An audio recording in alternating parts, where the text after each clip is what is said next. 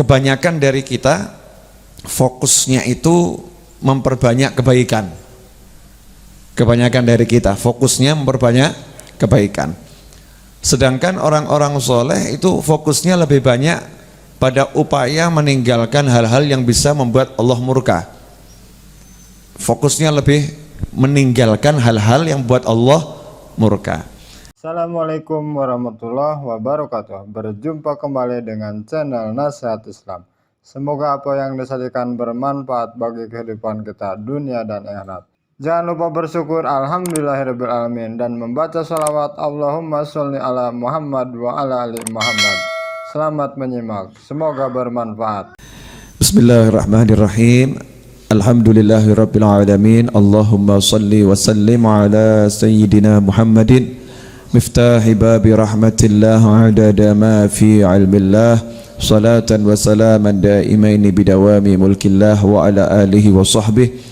Allahumma salli ala sayyidina Muhammadin salatan taftahu biha lana futuhal arifin wa tufaqihuna biha fid din wa ala alihi wa sahbihi. Assalamualaikum warahmatullahi wabarakatuh.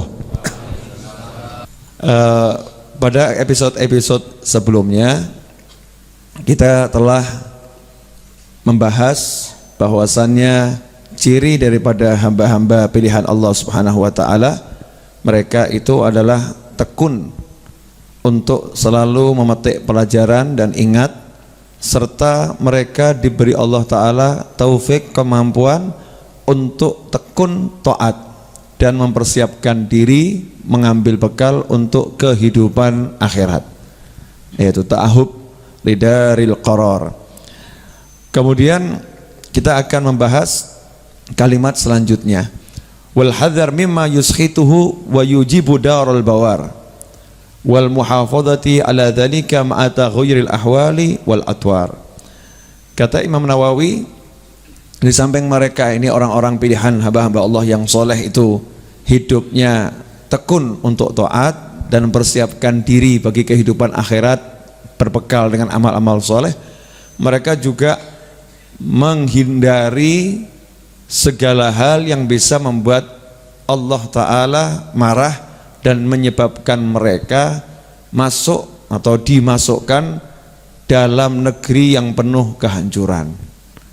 Jadi di samping ada taat, ada juga meninggalkan maksiat. Nah, itulah yang namanya takwa. Jadi takwa itu ada dua timbangan, ada meninggalkan yang buruk, menjalankan yang baik, menjalankan yang baik, meninggalkan yang buruk. Nah, kebanyakan dari kita fokusnya itu memperbanyak kebaikan. Kebanyakan dari kita fokusnya memperbanyak kebaikan. Sedangkan orang-orang soleh itu fokusnya lebih banyak pada upaya meninggalkan hal-hal yang bisa membuat Allah murka.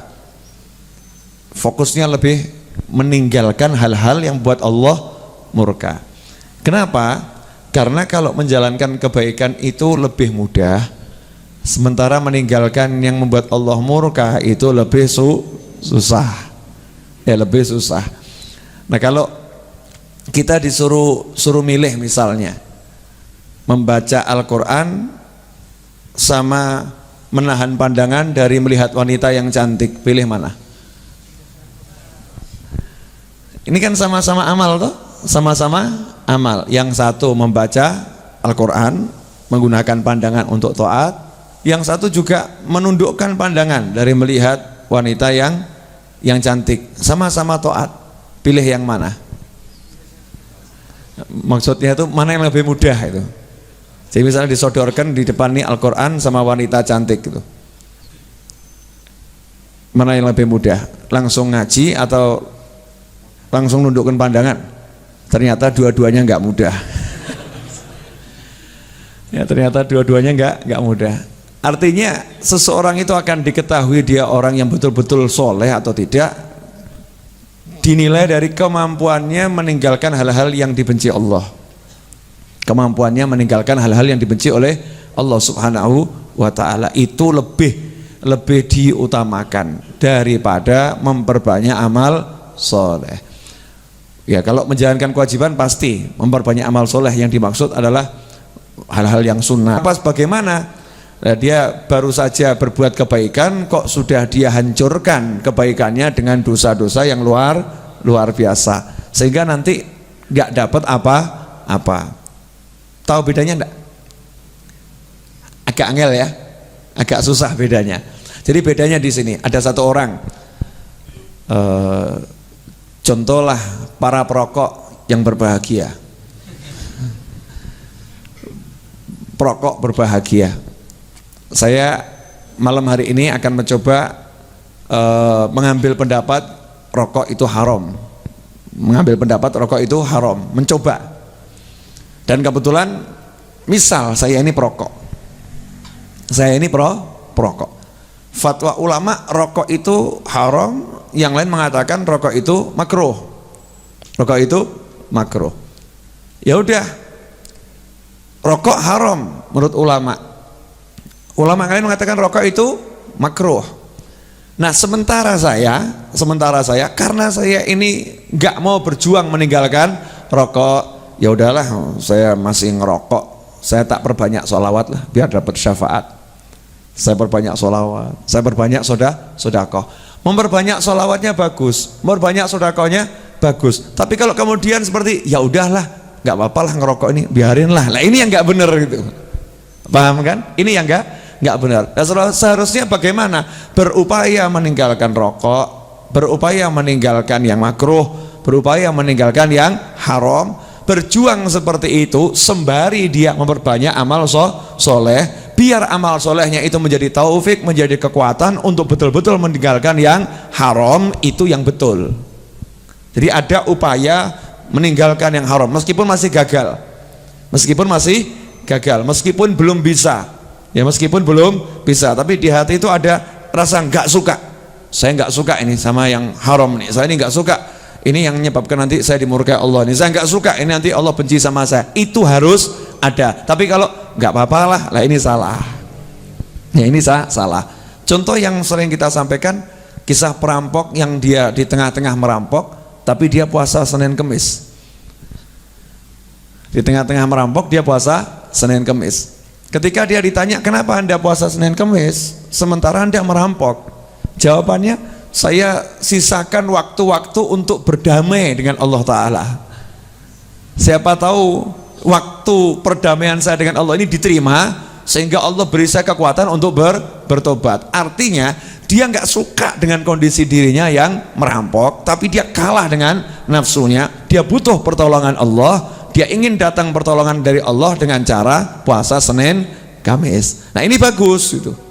Tapi lain kalau begini, nggak masalah lah, merampok dosanya sekian, udah saya puasa Senin Kamis sekian, oh kalau dihitung-hitung selesai, nggak ada dosa lagi. Lah ini yang nggak boleh. Paham maksud saya? Paham kan? Lah seringkali kita hitung-hitungan gitu, oh dosanya segitu, sholat jamaah selesai kehapus. Ini berarti kan ada peremehan terhadap maksiat itu, meremehkan maksiat dianggap suatu hal yang biasa. Memang betul kita harus membuka diri agar prasangka baik, agar penuh roja, agar penuh harap. Tapi ya ingat gitu ya, dosa itu bisa menghancurkan kehidupan kita baik dunia maupun akhirah. Makanya harus ada rasa takut itu, rasa takut. Sehingga amal soleh yang dikerjakan sebanyak mungkin bukan untuk mencari rasa saya udah punya amal soleh nanti kalau hitung-hitungan aman, bukan begitu. Tapi justru lebih banyak pada upaya mendatangkan taufik dan mendatangkan tobat dari Allah Subhanahu wa ta'ala. Ini orang-orang yang soleh, mereka al-hadar, betul-betul menjauhi hal-hal yang bisa buat Allah murka. Beliau-beliau yang soleh. Nah kalau kita ini ya sebeginilah, ya kita ini ya begini. Oh, al-hadar, namanya hadar itu deketi aja tidak. Hadar itu berusaha menjauhi, itu namanya hadar. Hati-hati, ihdar, hati-hati, awas, berusaha menjauhi. Jadi orang-orang soleh itu berusaha menjauhi semua yang buat Allah murka, menjauhi. Nah kalau kita sudah di dalamnya, repot kan ya, beda kan. Kita berada dalam kubangan kemaksiatan, dalam kubangan keburukan. Mereka menjauhi, sampai yang makruh aja nggak mau. Jangan dianggap para wali itu suka menjalankan yang makruh, suka menjalankan yang makruh, deketin yang makruh aja nggak mau. Itu para wali nggak mau, betul-betul menjauhi yang makruh. Sehingga beliau-beliau itu kalau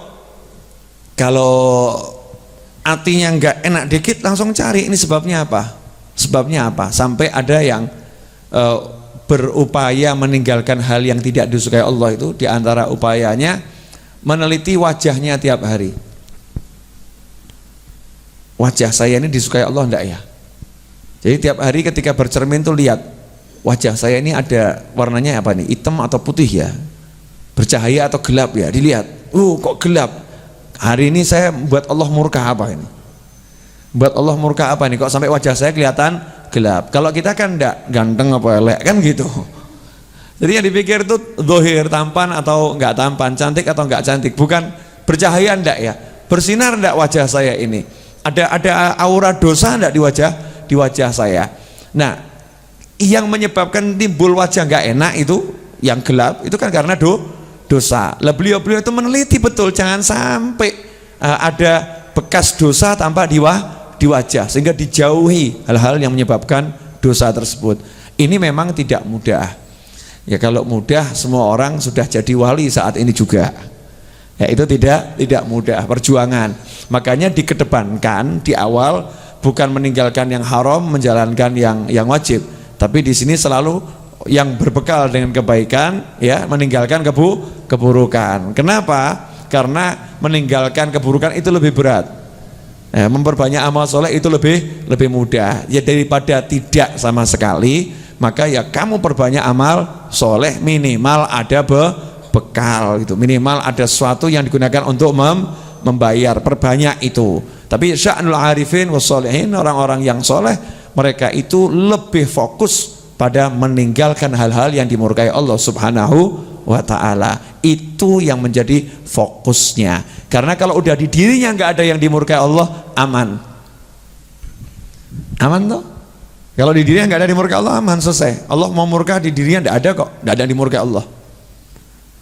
Terus udah dia jalankan yang wajib, nggak dimurkai kan? Walaupun nggak nambah yang sunnah, udah yang wajib selamat, udah selesai gitu. Tapi kalau kita menjalankan yang sunnah banyak, fardu ya jalan, tapi di diri kita penuh hal-hal yang nggak disukai Allah, aman atau tanda tanya ini? Ini harus proses dulu ini, diproses dulu. Nah orang-orang soleh pinter. Makanya mereka berupaya cari di diri saya mana yang nggak disukai Allah, dicari. Ya, dan itu yang pertama kali mereka pikirkan, dan semua ada di sini. Nomor satu urusan hati, karena Allah itu yang pertama kali dipandang adalah hati manusia. Hatinya bagaimana? Hatinya bagaimana? Nah kalau hati kita dipandang sama Allah kira-kira bagaimana? Allah berpaling, Allah memandang dengan cinta. Silahkan lihat hatinya masing-masing. Kalau hati ada benci sama orang, ya udah siap-siap dibenci Allah. Hati ada marah sama orang, siap-siap dimarah Allah. Hati ada sombong sama orang, siap-siap Allah menunjukkan kesombongannya kepada kita. Gak butuh aku amalmu, silahkan ya. Kalau hati ini ada iri, dengki pada orang lain, siap-siap itu ya dihabisi kita oleh Allah Subhanahu wa taala. Karena pada hakikatnya orang yang iri dan dengki itu orang yang tidak terima atas pembagian Allah.